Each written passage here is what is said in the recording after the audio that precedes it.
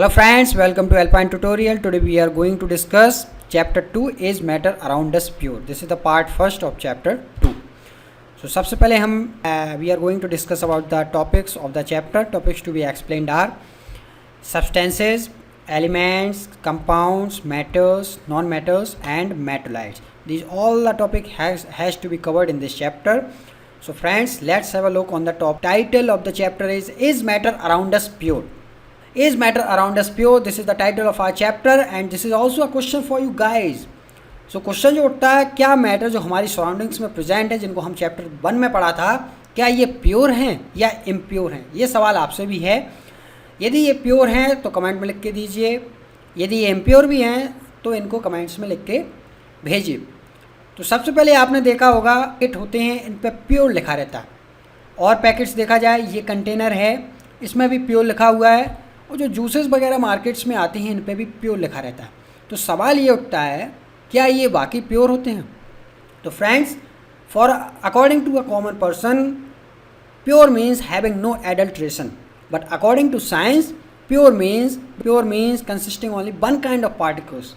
तो साइंस के हिसाब से देखा जाए तो जो मिल्क होता है या जूस होता है या जो घी होते हैं, जिनमें भी प्योर लिखा रहता है, ये सारे के सारे इम्प्योर हैं, क्योंकि ये more than one kind of particles से मिलके बनते हैं. मिल्क में देखा जाए तो जो मिल्क होता है ये वाटर से मिलके बनता है. इसमें प्रोटीन होता है, इसमें विटामिन्स होते हैं, इसमें फ़ैट भी होता है. जो फैट मॉलिक्यूल्स होते हैं, इनमें इतने सारे मॉलिक्यूल्स होने की वजह से ही ये जो मिल्क होते हैं ये इम्प्योर होते हैं. मैटर के हिसाब से अभी हमने चैप्टर 1 में पढ़ा मैटर के बारे में. मैटर को दो तरह से क्लासीफाइड किया गया है, एक प्योर सब्सटेंस, दूसरा इम्प्योर सब्सटेंस. प्योर सब्सटेंसेस को एलिमेंट्स और कंपाउंड्स में क्लासीफाइड किया गया है. लेफ़्ट वाली चीज़ें इस पार्ट में पढ़ेंगे और राइट वाली चीज़ें हम पार्ट 2 में पढ़ेंगे. तो जो हमारा सवाल है वो है व्हाट इज़ सब्सटेंस. तो सब्सटेंस क्या होते हैं? सब्सटेंस वो पर्टिकुलर काइंड ऑफ मैटर होते हैं जिनमें यूनिफॉर्म प्रॉपर्टीज़ होती है. इनके जो पार्टिकल्स होते हैं ये यूनिफॉर्मली डिस्ट्रीब्यूटेड होते हैं, इसलिए इनको सब्सटेंसेस कहा गया है. Substances are of two types, pure and impure substances. Pure substances क्या होते हैं? प्योर सब्सटेंसेस वो सब्सटेंसेस कहलाते हैं जो एक ही तरह के पार्टिकल्स से मिलके बनते हैं. And these particles could be atoms और मॉलिक्यूल्स. फ्रेंड्स, ये जो पार्टिकल्स होते हैं ये एटम्स भी हो सकते हैं या मॉलिक्यूल भी हो सकते हैं. सब्सटेंसेस, प्योर सब्सटेंसेस दो प्रकार के होते हैं, एलिमेंट्स एंड कंपाउंड्स. एलिमेंट देखिए, एलिमेंट वो कहलाते हैं जिनको हम सिंपलर सब्सटेंसेस में ब्रेक नहीं कर सकते. एलिमेंट वो कहलाते हैं जिनको हम सिंपलर सब्सटेंसेस में ब्रेक नहीं कर सकते, उनको हम बोलेंगे एलिमेंट्स. देखिए फ्रेंड्स, पीरियोडिक टेबल के हिसाब से देखा जाए तो ये सारे के सारे एलिमेंट्स हैं और लगभग 115 एलिमेंट्स खोजे जा चुके हैं, जिनमें से कुछ आर्टिफिशियल, जैसे ये रदरफोर्डियम है, वोरियम है, ये सारे के सारे जो एलिमेंट्स हैं ये आर्टिफिशियल हैं.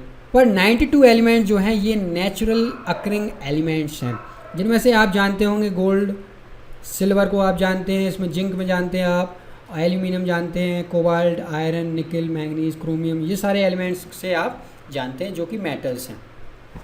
तो फ्रेंड्स, अभी मैंने मेटल का नाम लिया. एलिमेंट्स को 3 तरह से क्लासीफाई किया गया है. मेटल्स, सबसे पहले हम मेटल्स के बारे में पढ़ेंगे. मेटल क्या कहलाते हैं? देखिए, मेटल्स वो एलिमेंट्स कहलाते हैं जिनके पास कुछ स्पेसिफिक प्रॉपर्टीज़ हो. फॉर एग्जांपल, ये एलिमेंट मैलिएबल होना चाहिए, एलिमेंट्स डक्टाइल होना चाहिए और हीट एंड इलेक्ट्रिसिटी कंडक्ट करना चाहिए. यदि ये प्रॉपर्टीज़ ये पजेस करते हैं तो इसका मतलब ये हुआ ये एलिमेंट मेटल्स की कैटेगरी में फॉल हुआ. Example, gold. गोल्ड जो है हमारा ये मेटल है. आयरन भी हमारा मेटल है. एल्यूमिनियम का जो घरों में इस्तेमाल होता है, एल्यूमिनियम फॉयल, ये भी मेटल है फ्रेंड्स. और एल्यूमिनियम के वायर भी बनाए जाते हैं जिनको हम घरों में अपने इस्तेमाल करते हैं. और भी एग्जांपल हो सकते हैं मेटल्स के, जैसे पोटेशियम, जिंक, कॉपर, मरकरी. ये सारे सारे एग्जांपल्स हैं मेटल्स के. अब हम पढ़ेंगे नॉन मेटल्स के बारे में. दूसरा जो क्लासिफिकेशन है एलिमेंट्स का वो है non metal. Friends, non metals वो एलिमेंट्स कहलाते हैं जो ना ही कभी मेलिएबल हैं और ना ही ये डक्टाइल होते हैं और ना ही ये इलेक्ट्रिसिटी कंडक्ट करते हैं. पर इसके कुछ एक्सेप्शन हैं जिनको हम प्रॉपर्टीज़ में पढ़ेंगे. हमारे एग्जांपल है कार्बन. ये कार्बन है, कार्बन नॉन मेटल है. Bromine is also non metal. Sulphur का कलर येलोइश होता है, ये भी नॉन मेटल है. Fourth is graphite. अभी मैंने एक्सेप्शन की बात की थी, वो एक्सेप्शन ग्रेफाइट है। Graphite is the best conductor of electricity, इसलिए इनको सेल्स में इस्तेमाल किया जाता है एज अ रॉड। अब हम पढ़ेंगे मेटलाइट्स के बारे में।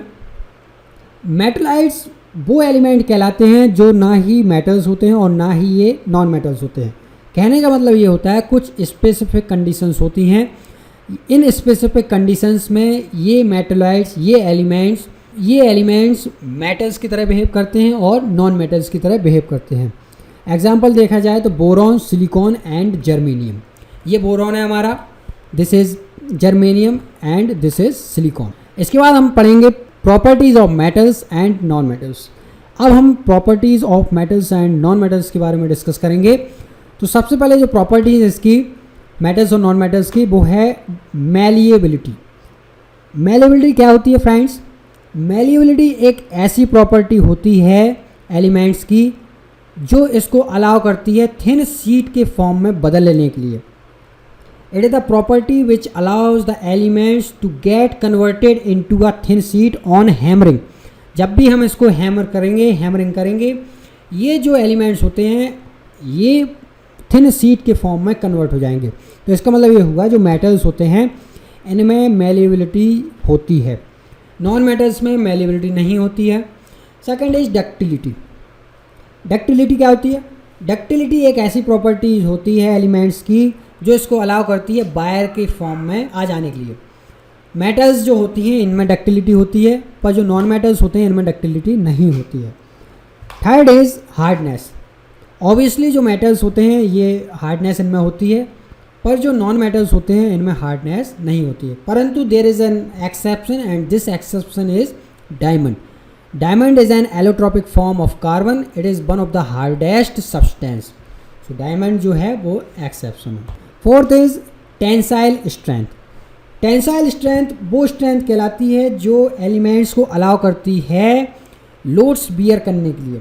इसका मतलब ये हुआ जो मेटल्स होते हैं इनमें टेंसाइल स्ट्रेंथ हाई होती है, और जो नॉन मेटल्स होते हैं इनमें टेंसाइल स्ट्रेंथ लो होती है, क्योंकि इनको जैसे ही आप इनमें वजन लटकाएंगे ये या तो टूट जाएंगे या ये गिर पड़ेंगे। अगला है boiling point and melting point. देखिए बॉइलिंग पॉइंट और मेल्टिंग पॉइंट, ऑब्वियसली जो मेटल्स होते हैं इनमें हार्डनेस होती है, इनके जो पार्टिकल्स होते हैं ये पास पास होते हैं, इसलिए इनके जो मेल्टिंग पॉइंट और बॉइलिंग पॉइंट जो होते हैं ये वेरी हाई होते हैं। पर एक्सेप्शन के हिसाब से देखा जाए तो जो सोडियम और पोटेशियम है ये जो मेटल्स होते हैं इनके बॉइलिंग पॉइंट और मेल्टिंग पॉइंट लो होते हैं। These are the exception. Non metals में देखा जाए तो इनके बॉइलिंग पॉइंट और मेल्टिंग पॉइंट लो होते हैं, पर ग्रेफाइट जो होता है इसका मेल्टिंग पॉइंट बहुत ज़्यादा होता है, जो कि लगभग 3700 डिग्री सेल्सियस है, जो कि बहुत ज़्यादा है, जो कि आयरन से भी ज़्यादा है। अगली प्रॉपर्टी है हमारी डेंसिटी। पिछले चैप्टर में हमने डेंसिटी के बारे में पढ़ा था। डेंसिटी कहलाता है मास अपॉन वॉल्यूम। तो जो डेंसिटी होती है मेटल्स में ये हाई होती है, लेकिन सोडियम और पोटेशियम की डेंसिटी कम होती है। नॉन मेटल्स में डेंसिटी लो होती है एक्सेप्ट आयोडीन। आयोडीन की डेंसिटी ज़्यादा होती है। सोनोरसनेस, देखिए सोनोरसनेस वो प्रॉपर्टी होती है जो मेटल्स को अलाउ करती है रिंगिंग साउंड प्रोड्यूस करने के लिए। जो मेटल्स होते हैं आपने देखा होगा आपके स्कूलों में जो बेल्स वगैरह लगी रहती हैं, इनमें जैसे ही हैमर किया जाता है ये इनमें रिंगिंग साउंड प्रोड्यूस होता है, इससे आपको पता चलता है कि आपका दूसरा पीरियड चालू हो गया है। तो मेटल्स में सोनोरसनेस होती है, इसका मतलब ये हुआ जो मेटल्स होते हैं these are sonorous. Non metals में सोनोरसनेस नहीं होती है, ब्राइटलनेस।